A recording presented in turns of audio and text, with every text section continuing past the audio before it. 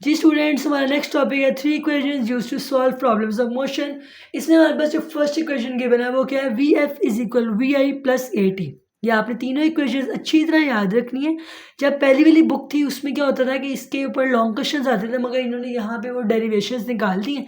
तो आपको इक्वेशंस याद रखनी है, क्योंकि आपके इस चैप्टर के जितने भी न्यूमेरिकल्स हैं, मैं तो कहूँगी सारे न्यूमेरिकल्स में किसी ना किसी फॉर्म में यही तीन इक्वेशन इस्तेमाल हुई हैं। पहले इक्वेशन क्या है, V F is equal V I plus A T, S is equal V I T plus one over two A T का स्क्वायर। और थर्ड इक्वेशन मेरे पास क्या है, two A S is equal V F का square minus V I का square.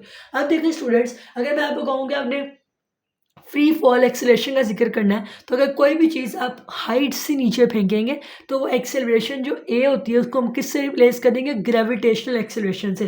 और gravitational acceleration की वैल्यू क्या हो सकती है, 10 मीटर पर सेकंड स्क्वायर, या फिर आप इसको लिख सकते हो 9.8 मीटर पर सेकंड स्क्वायर। ठीक है जी।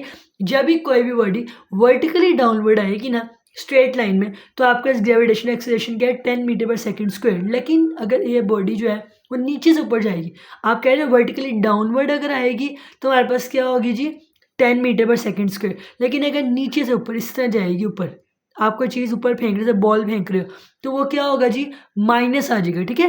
अब आपने याद रखना है कि जब हमारी फ्री फॉल एक्सेलरेशन की बात आएगी तो हमारी जो तीनों इक्वेशंस थी उसमें ए जो है उसको हम किससे रिप्लेस कर देंगे, ग्रेविटेशनल एक्सेलरेशन से, और डिस्टेंस को किससे रिप्लेस कर देंगे, हाइट से। ठीक है। तो हमारे पास ये तीनों इक्वेशन इस तरह हो जाएंगी। अब देखो ये तीन रूल्स हैं, ये आपने याद रखनी है।